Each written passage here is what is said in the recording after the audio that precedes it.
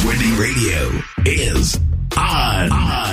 The entertainment show that gets you up close and personal with today's hottest stars. Here's your host, Nabel J. Lee. Hey guys, it's Nabel J. Lee, and welcome into a new Buzzcast here at Buzzworthy Radio. So, this one was a little bit fun for me, mainly because we got to talk about one of my all-time favorite shows, if not my number one show that I love to watch, and that is Bewitched. And I grew up watching this show as a little kid when it was in reruns and syndication, so watching this as an 8-year-old kid, growing up and still continuing to watch it, it's still a thrill for me. And you know, you have one of those shows where you're able to watch a lot and you can recite almost every single line. Well, that's this show here, and you will definitely hear in this podcast that we did with Adam Michael James, who wrote the book The Bewitched Continuum in time for the show's 50th anniversary, which was back in 2014. We got to talk a little bit about the show as well as the book, and basically the book centers around each episode giving a description of what each episode from its 8-year run on ABC was like, and some of the things you may or may not have noticed in each episode. So I thought that was pretty cool. So we got to talk about that, as well as our love for the soap opera genre. So here it is, our interview with Adam Michael James. Check it out. You are right now talking with me because two of my favorite things. So one of which is the fact that I grew up watching soaps on television, which is another thing that we bonded over later in our Twitter presence. But exactly. But the main thing that my guest here, Mr. Adam Michael James, is joining me for is because, you know, I was a kid, 6 years old, Fox 29, and I was home, and I remember my very first episode that I was watching of this television show, and it was actually the second part, as in the part 2 episode of the final season where George Washington Zapped Here. Nice. That was my first episode of Bewitched, and that's when I just started watching the show. My family was already a fan of it, but then I just took it to a whole other spectrum. I wound up getting so enamored in this program, I could recite the dialogue practically every character on this show. And not for nothing, I probably was one of the few that tried to do her Twitch. So I learned how to do it too, except I you kind of practice in the mirror, right? So I did it on the wrong side because I was doing the mirror image thing. So I kind of like to say I'm left-nosed. Because it's not quite on the right side. Right. But it's so interesting when you hear people wanting to imitate her Twitch, they actually try to twitch her nose, their nose, and I'm sitting here going like, but she's not literally twitching her nose; it's her upper lip. So exactly, yeah. I'm like, don't try so hard to do it. So as long as you're in time with the sound effect, you're good. Oh, absolutely. I'm always entitled to sound effects. Are you kidding me? It's all my ringtones. All my ringtones are Bewitched sound effects. Someone has the Twitch sound effects as their ringtone, and I literally did the Twitch to the noise when it rang back. That's slightly obsessive, but not really, because you understand where I'm coming from. I completely get that. So you saw the George Washington episode first run, or did you catch it in syndication when you were growing up? Syndication, obviously. I'm 31. Okay, yeah. Well, me too. I mean, that's great that you remember, though. I mean, a lot of people don't remember this. I remember my first episode too. It was I Confess from fourth that was season. in your introduction in the book, The Bewitched Continuum. You talked about that being your first episode, and of course, I'm reading the intro before you get to the title. I already knew what episode you were talking about. It was from season 4. For those of you who don't know what this episode was, and this episode, when it originally ran, was actually, I believe, interrupted. Because I think, wasn't the assassination during that episode in this first run? I can't remember. You mean Robert Kennedy? Yeah, I think so. But 68. Yeah, I don't know the behind the scenes stuff so much, but it was. I think the episode was cut into because there was an assassination. And again, don't quote me on that, but I knew that episode did not fully air. I think it was either the Martin Luther King assassination or. It could have been Martin Luther King. Yeah. I think it was the Martin Luther King assassination. So it did get cut into. So a lot of people had to wait until it aired again in the summer reruns. But yes, this was the 4th season episode, and you were describing how this drunk who was played by Mr. Whipple himself. That's right. Mr. Whipple himself, Dig Wilson. Don't squeeze the Charmin. Don't squeeze the Charmin, and he was being a drunk bum, which, again, most of his appearances on this show, he played a drunk bum. And right, almost all of them, yeah. And he annoyed Samantha so much, he pretty much twitched her nose, zapped a bucket of water over top his head, and pretty much just splashed him. And I was hooked. It was over.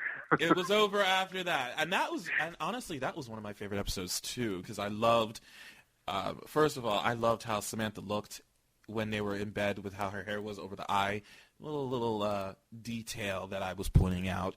But a little less hairspray, a little more natural, yeah. I liked that. I liked how she looked there, and I loved how she twitched and made him dream about what it would have been like to tell everybody that she was a witch, and especially Larry Tate, of all people. But it was interesting to me how they did not include Endora in that episode, because I would have loved to seen how that would have played out with that whole story. But I thought that was an interesting aspect that they left her out of it. Yeah, I never thought about that, but that is interesting. But yeah, you were hooked at 8 years old after seeing that episode. Mm-hmm. And I used to, my dad taught me how to record them on cassette tapes, and because it was just before VCRs were really available for home use, and so sure. Of course then I got even as obsessive as you, where I could recite all the lines because I listened to it over and over, and then I remember bugging my dad, "Dad, help me fix this tape. It broke." And so he taught me how to fix cassette tapes, which is now a lost art. But when you're 10 years old, I felt pretty independent being able to fix my own cassettes. When I first started watching the show, and ironically after that episode, it shortly left the Fox 29 lineup. So then the only way I was able to watch it was on cable. And yeah, so basically when TBS was still airing it at the time, I watched it on that. And Philly 57, before it became UPN, was still airing it for a short while. So those were my only options of watching it. But what I thought was interesting was the differences between it on cable and on regular television. Mm-hmm. And this is one of those other things that, those that are so highly obsessive watching it kind of points out. And I'm one of those people.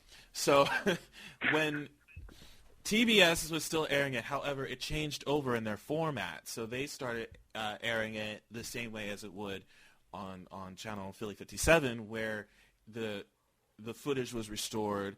They now did it to where the teaser scene started and then the intro came on. And it was the then syndicated versions of the Dick York open from the first season, as well as all the Sargent episodes where it was narrated intro. Right. And while it was still on WWR, they still aired it, which I didn't know about until maybe years later when I started recording it.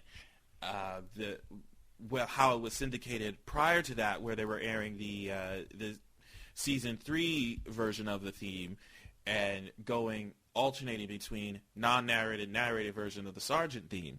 I thought that was pretty cool. I'm into that stuff. I'm into like those openings and stuff like that. And if you couldn't tell, and I mean, if you pay attention to my Twitter, I talk about opening themes a lot because, if you sync me in with a really good theme song, you got me sunk into your show. Which is also kind of a lost art because most TV shows they have like a little 10-second thing that serves as an opening, but not really a proper opening anymore. So it's a title card. It's now just a title card. Yeah, it's a title card. A title card with a little 10-second cue. Yeah, that's pretty much it. They say it as if it's a way to save time and show more It's a way to cram more commercials in. But it's more commercial time.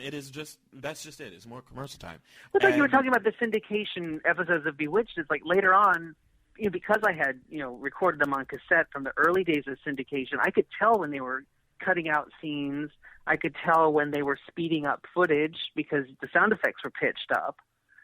And so I know about that kind of paying attention to that particular level of detail. Obviously.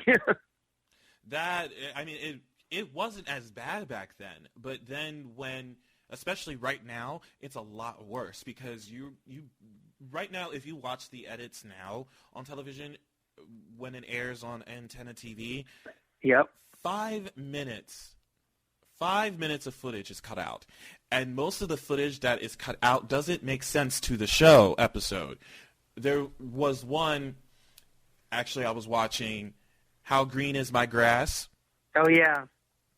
They edited out the entire sequence when Darrin revealed to Samantha about how the fact that the grass was put there by the men fixing the lawn. And I'm just sat there, I was like, that doesn't really make sense now. It just like completely just ruins the entire motion for her to go out there and restore the grass with witchcraft. And how Endora put the spell on there that Samantha could not put the fake grass back on the lawn. So it just negates part of that episode. The other one that was I found annoying was the Samantha the Bard episode edit that airs. And that's such a great episode, too. And that ending, I hated how they now edited it because in the original airing, Endora says, Durwood, I don't like the way you gloat, so I'm turning you into a billy goat. Edited that out. The entire oh my God, really? Wow. It pretty much the episode ends where Darrin is just staring and grinning at Endora, and then it goes to the credits. It doesn't include her turning him into a billy goat. So I'm just looking at it going, wait a minute. I don't like how you just basically cut that out, making Darrin just like totally look like, ha ha, I got one over on you, and then boom, the credits appear. And no, that doesn't appease me at all. Yeah, it's really getting bad. I mean, that's why I'm just glad that we have the DVDs now, because at least that is, as far as we know, the complete episodes. I mean, I haven't noticed anything missing from those, but so yeah. So actually, I found out there was. Oh, really? I found out there was. Yeah, it was in a season 4 episode. It was the season finale of season 4. Oh, Splitsville. Where I can't remember the exact title of it. It just went out of my head. Splitsville. Splitsville, yes. And I said that in my head, and I thought I was wrong. But I did. I said Splitsville. I was like, no, but that's not right. But no, it is. And for those that don't know the background of that episode, it was the episode where Gladys Kravitz is staying with the Stevenses after her and Abner had a fight. And she's starting doing all these concoctions with wheat germ oil and all this other stuff. She made these kind of brownies. And soybean brownies. The soybean brownies. And someone, I think it was the man who runs the Bewitched book page on Facebook, he has a video when the Columbia House had the Bewitched tapes. It seems that this little scene where Darrin throws the soybean brownie over his shoulder after he pretends to eat it, he throws it over his shoulder, and that gets cut out of it's actually cut out of the episode. And I was really, because I just watched that one a couple of days ago, and it was there. But I think it was cut out in the original ones, but when they did it, maybe, yeah. When they redid the DVDs with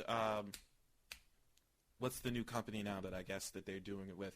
Oh, yeah, I can't remember the name of it, but I know what you're talking about. Yes, I heard, because I still haven't bought those yet, but I did hear that they restored that scene into it.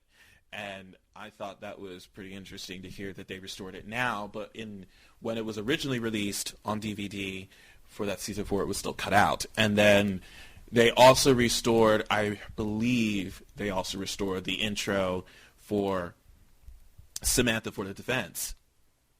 Oh, that's so interesting. You should mention that because I was just thinking of the previous episode, my friend Ben, where